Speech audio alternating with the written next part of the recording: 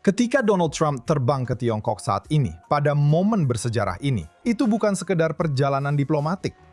Ini jelas bukan sekedar ajang pencitraan, bahkan bukan hanya negosiasi dagang. Ini adalah sebuah deklarasi. Deklarasi tentang kepentingan global. Amerika pada saat Timur Tengah tidak lagi hanya soal minyak. Ini tidak lagi hanya soal terorisme, perang regional, atau bahkan persaingan kuno. Hari ini, Timur Tengah kini menjadi salah satu medan pertempuran utama dalam pergulatan yang menentukan era kita. Pengaruh Amerika Serikat versus pengaruh Republik Rakyat Tiongkok. Sekarang, inilah yang luput dari perhatian media. Trump kemungkinan besar tidak mengandalkan Tiongkok untuk menstabilkan Timur Tengah. Dia tidak akan meminta Beijing untuk membendung Iran. Amerika dan Israel bisa melakukan itu, dan Presiden Trump mengetahuinya. Strateginya kemungkinan besar justru sebaliknya. Trump ingin Tiongkok berhenti membuat Timur Tengah tidak stabil. Karena saat ini, dan ya bahkan sekarang, Beijing masih mengucurkan uang ke Iran. Mereka membeli minyak, mereka mentransfer teknologi, mereka membangun infrastruktur, dan memberikan perlindungan diplomatik untuk menjaga rezim Iran tetap hidup, agar tetap bertahan di ambang kehancuran, atau penopang hidup, seperti yang disebut Presiden Trump. Dan Trump ingin itu dihentikan. Sekarang, mengapa Presiden Trump merasa punya posisi tawar? Kenapa sekarang? Satu kata, Hormuz, Selat Hormuz. Titik sempit di ujung Teluk Persia. Sekitar 50% minyak mentah impor Tiongkok melewati selat itu. 50% bagi negara dengan 1,5 miliar penduduk. Sekarang, pikirkan tentang itu.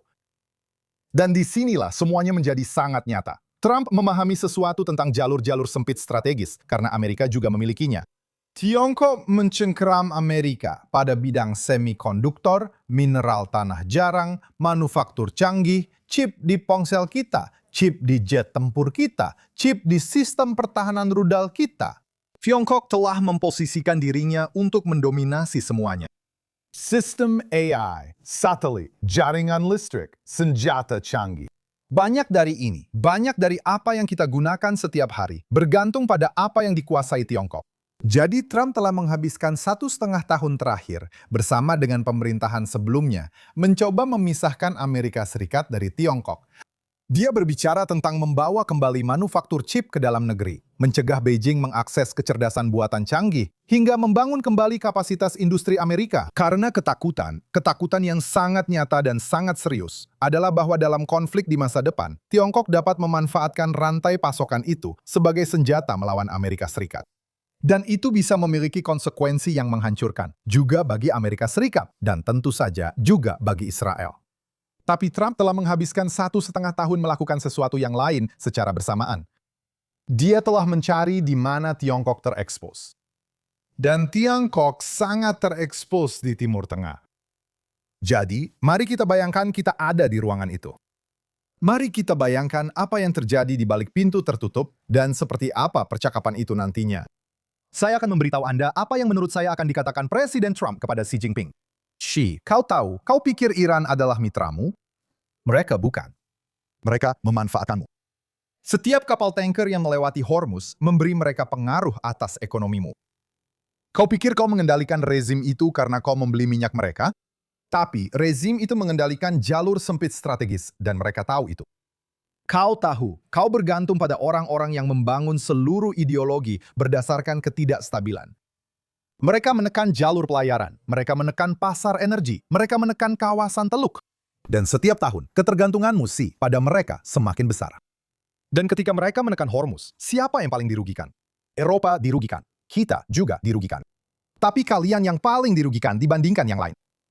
Jadi intinya begini sih, masalahnya bukan Iran. Masalahnya adalah rezimnya. Lalu diam-diam di balik pintu tertutup, saya rasa Trump mungkin akan melangkah lebih jauh lagi. Dia akan berkata, mungkin sudah saatnya berpikir melampaui sekedar mempertahankan rezim ini, sih. Mungkin stabilitas jangka panjang Timur Tengah sebenarnya membutuhkan penggantian rezim itu. Sekarang, kita akan naif jika berpikir bahwa Xi Jinping tidak akan memberikan perlawanan. Dia akan memberikan perlawanan keras, dan dia mungkin akan berkata, Donald, pergantian rezim menciptakan ketidakpastian. Lihat Irak. Memangnya seberapa berhasil kalian di Irak? Lihat Libya. Donald, mari kita reformasi rezimnya. Itu jauh lebih aman daripada risiko keruntuhan. Tapi tentu saja, inilah ironi yang tidak boleh kita lewatkan. Ide reformasi Tiongkok bukanlah ide reformasi Barat seperti yang kita pahami. Tiongkok melakukan reformasi ekonomi di negaranya, tetapi secara politik dan sosial, Tiongkok tetap sangat, dan maksud saya benar-benar sangat otoriter. Tiongkok tetap represif. Jadi ketika Tiongkok berbicara tentang reformasi di Iran, yang sebenarnya mereka maksud adalah mari pertahankan rezimnya, biarkan mereka mempertahankan ideologi represif mereka, hanya saja dibuat agar tidak terlalu mengganggu. Dan di sini, Presiden Trump benar-benar menolak hal itu. Pada dasarnya, dia benar-benar menolak hal itu karena Trump memahami sesuatu yang mendasar. Ideologi itu bukan hal yang sekunder bagi rezim. Ideologi itu adalah rezimnya. Kamu tidak bisa memisahkan keduanya. Korps Garda Revolusi Islam tidak ada untuk melindungi sebuah negara. Kor itu ada untuk mengekspor sebuah revolusi. Itulah seluruh tujuannya. Dan sekarang, inilah sesuatu yang sangat penting untuk pemahaman kita tentang Tiongkok. Strategi besar Tiongkok bertumpu pada satu sumber daya yang dimiliki oleh orang Tiongkok, yaitu waktu. Mereka memiliki kesadaran akan waktu, yang bahkan sudah dilupakan Barat. Beijing berpikir dalam rentang dekade dan kadang-kadang bahkan dalam abad, sedangkan Amerika dan sebagian besar Barat berpikir dalam siklus pemilu 4 tahun, mungkin 8 tahun. Tiongkok tidak memiliki pemilu yang sebenarnya. Dan ini memberi mereka kesinambungan kepemimpinan. Kesinambungan dalam menjalankan strategi dari waktu ke waktu. Dan Beijing hampir pasti bertaruh sebelum KTT dengan Presiden Trump. Sama seperti Teheran juga bertaruh pada pemerintahan Amerika di masa depan yang lebih bersedia mengakomodasi mereka. Kembali ke masa-masa kebijakan lunak. Kembali ke politik mengalah. Kembali ke era Obama, ketika para ayatollah mendapat 150 miliar dolar dan jalan menuju senjata nuklir. Sekarang, Trump tahu ini. Dan itulah sebabnya dia bergerak sekarang. Karena peluang strategis tidak akan terbuka selamanya. Dan saya ingin mengatakan sesuatu. Sesuatu lagi yang menurut saya sangat penting. Sesuatu yang perlu dikatakan. Saya percaya bahwa Donald Trump lebih peduli pada kelangsungan jangka panjang Amerika daripada siklus pemilu berikutnya. Ada banyak pengamat yang membicarakan pemilu sela. Trump melihat masa depan Amerika dan dia ingin menanganinya sekarang. Karena inilah kenyataan politik yang dingin. Seorang presiden seperti Presiden Trump yang melancarkan serangan pendahuluan hampir selalu turun dalam jajak pendapat. Kenapa? Karena begitu Anda menetralkan ancaman, Anda tidak lagi bisa membuktikan bahwa ancaman itu benar-benar ada dan berbahaya.